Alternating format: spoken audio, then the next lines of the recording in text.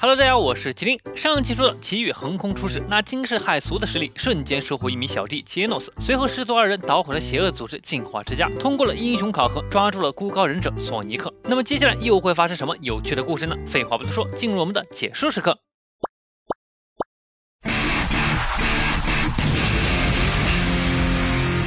两名 A 级英雄弹簧胡子和黄金球被委托来到了鬼城 Z 市进行调查，也就是祁煜所在的城市。刚一来就撞上了海带头怪人，那随意伸缩、速度极快的海带一上来就秒杀了黄金球。剩下的弹簧胡子在施展了绝招后也惨遭击败。本因为鬼市的名头前来的海带怪大失所望，但这时却瞅见一个光头向他走来。这刚买完菜回家的普通市民更令他感到无聊。デマだったんだな。今度出し買うの忘れた。原来祁煜便是鬼城被人和怪人都视为禁区的缘由所在。这一天，太空工作人员传来消息，一颗巨型陨石正高速撞向地球，坠落点正是 Z 市，而英雄协会要求附近的 S 级英雄处理，所以杰诺斯便收到了传呼，和同样在附近的 S 级排号第3的银色獠牙邦古见面。但两人都知道，以人力根本不可能阻止得了陨石的坠落，并且时间上已经来不及撤离市民了。可即便这样，杰诺斯也不能眼睁睁看着这么多人死掉，装上了全新的机械手臂，决定火力全开试一试。但就在这时，一道身影掠过，原来是S 级排号第7位的金属骑士，和杰诺斯一样，都是以高火力武器进行毁灭打击的英雄。但不同的是，这只是金属骑士远程操控的机器人，其本体根本不在这里。以试验机器人为目的，他冲着陨石开炮了，但威力还是不足以撼动陨石。没办法，杰诺斯只好赌上性命，发动了全火力模式的焚烧炮。但最终耗尽了所有能量，还是没能撼动陨石。看来到最后，他们也只能同这个城市一起消失了。但就在这时 ，Z 市终极大魔王祁煜终于赶到了。BGM 1000，画风突变，这里可是我的地盘。没有意外，陨石被祁煜一拳击碎。虽然散落下来的碎石破坏了整个城市，但也避免了被彻底抹除的命运。通过这个事件，除了杰诺斯再次锤爆祁煜，同样在现场的银色獠牙邦古也知晓了祁煜的实力。几人成功阻止了龙级灾害，英雄排名都有所提升。杰诺斯从 S 级第17位上升到了第16位，金属骑士也从第7位上升至第6位，而祁煜则一口气从 C 级342位上升到了 C 级第5位。可实际上，英雄协会擅自认定是杰诺斯和金属骑士的功劳最大，不然以消灭龙级灾害的功劳，祁煜很可能会被直接升至 A 级乃至 S 级。不过这已经令祁煜很满意了。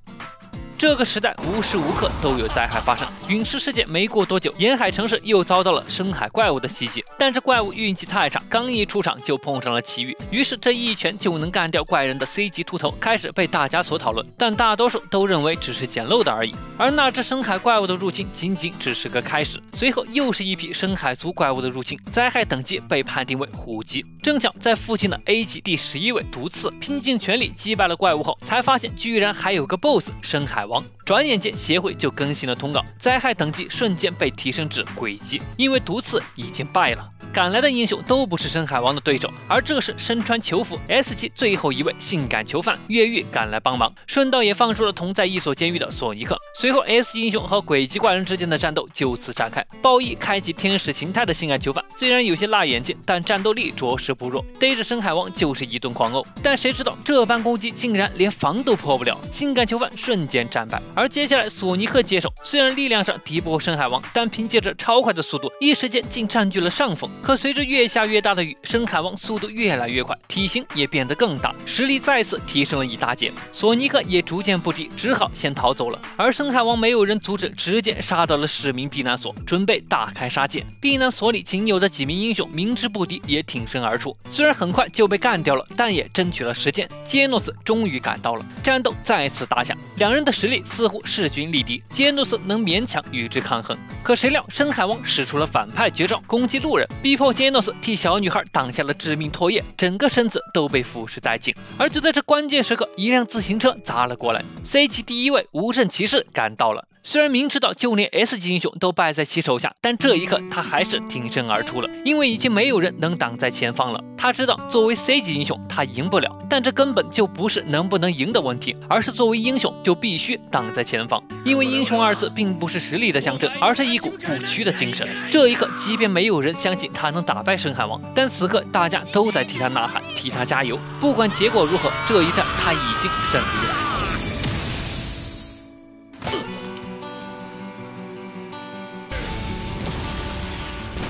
奇遇的到来也意味着战斗的结束。但实际上，目睹了奇遇一拳干掉深海王的众人，反而觉得是因为怪物太弱了，甚至开始质疑其他英雄的实力，甚至慢慢上升到了整个英雄协会。奇遇深深叹了口气，随后演了一出戏，让大家误以为是其他英雄已经快击败深海王了，而他只是捡漏的而已。这场争执才得以结束。所以结果便是被打倒的英雄们受到了所有人的感谢，而奇遇却只收到了一封封嘲讽的信件。随后收到英雄协会的传呼，奇遇正式升至 B 级最后一位，但协会的人还是不清楚奇遇究竟是不是作假捡漏的，只能等待日后的观察。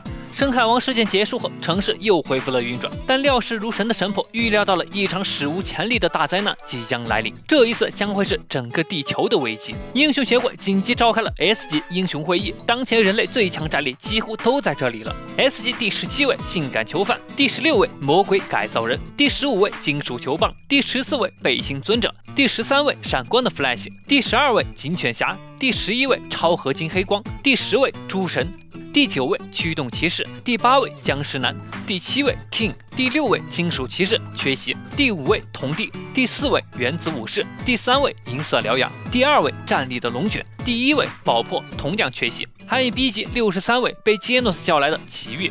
此次是危及地球的神级灾害，可会议才刚刚开始，灾难就已经降临了。一艘堪比整个城市大小的宇宙飞船降临在地球上，飞船的护卫是一个长着5个脑袋的外星人。S 级英雄还没赶来前，作为原子武士的弟子，同样也是 A 级第2位的英雄居和安独自对上了这个怪物，但没过几招就被斩断了手臂。这个怪物根本不惧怕斩击，能分裂成5个能独立行动的分身，并且有着恐怖的再生能力。但很快 S 级英雄赶到了，地面上的怪物就交给了原子武士、银色獠牙、金属球棒以及性感囚犯4人，其他人则要面对这个头上恐怖的大家伙。可就在他们商讨对策的时候，奇遇早已经杀进了飞船内部。在场的就只有杰诺斯明白，如若连老师都对付不了的话，那人类可能就真的要灭亡了。而此刻飞船里杂鱼一个接一个的被奇遇干掉，当然也包括一些小 BOSS。飞船的主人终于坐不住了，决定亲自出马。独眼长发，蓝色皮肤，身披金色战甲，这便是飞船的首领波罗斯，实力称霸全宇宙。而飞船之外，几人还在苦战分裂怪，这个怪物能独自对抗4名 S 级英雄，毫无疑问是龙级灾害。而此刻飞船里却传来了入侵警告，他没有时间再和几人缠斗了，于是便决定舍弃这具身体，用飞船的能量炮来将这些人一举歼灭。但漫天的炮弹刚一发射，就全部静止了。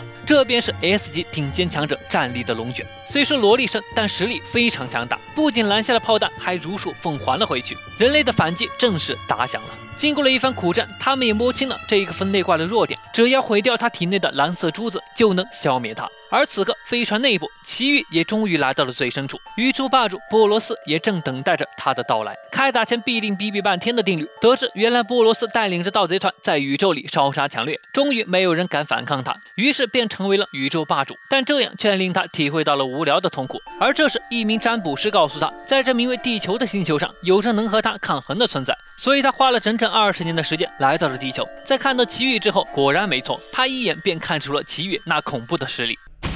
为了寻求自己而袭击他人，这种行为奇遇很反感，但谁料宇宙霸主不愧是宇宙霸主，居然硬生生扛住了奇遇的一拳。用来封印实力的盔甲被打碎了，那就让你看看我真正的实力吧。波罗斯也要认真起来了，战斗正式打响。波罗斯的实力确实非常强大，和奇遇都能打得有来有回的。而奇遇也发自内心的说道：“你好强啊！”两人之间的战斗不仅仅是人类和宇宙生物之间的对决，同样也是身为强者之间的决斗。因为在某方面，整个宇宙最能理解波罗斯的，或许便是奇遇吧。而相对的，奇遇也是如此，似乎找到了那股久违的热血沸腾的感觉。但战斗逐渐被推至高潮，奇遇却似乎还没有拿出全部实力。波罗斯再次爆发能量，开启流星爆发模式，真正开始了狂风暴雨般的攻击，并且一脚就将奇遇踹飞了。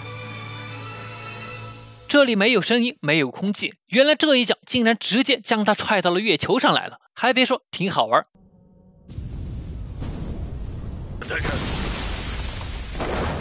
免费的太空旅行卡似乎让奇遇心情不错，波罗斯也更加兴奋了。但奇遇不再嘻嘻哈哈，连续普通拳，波罗斯一瞬间被打得解体，下一刻又再次恢复。这样的强者已经足以令他使出究极大招了——风星咆哮炮。这一招释放了他所有的能量，威力大到足以毁灭整个地球。奇遇终于也严肃了起来，既然对方都拿出了杀手锏，那自己也必须认真对待，必杀认真系列，认真殴打。这一段战斗可以说制作组相当厉害，没有看过的同学们一定不要错过。甚至在启林看来，这一段奇遇和波罗斯的对决可以算是一拳动画最精彩的片段之一。战斗结束，波罗斯望着奇遇的背影，他明白，虽然两人的战斗很激烈，可实际上这个男人根本就没有拿出真正的实力，他实在太强了。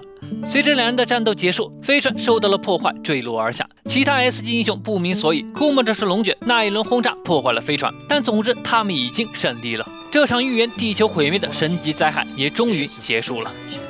到这里，《一拳超人》第1季全部内容也就基本结束了，下期将会进入动画第2季饿狼篇的解说。如果觉得解说节奏太快，可以自行补一补动画。动画精彩的部分大多呈现在战斗上，解说仅供想了解大概剧情或者回看情节的小伙伴们。看过动画剧情的，也可以期待麒麟后续的漫画解说。喜欢本期视频的，别忘了关注和订阅。另外，在这些地方也能看到麒麟的视频。那么本期视频到这里就结束了，我是麒麟，我们下期再见。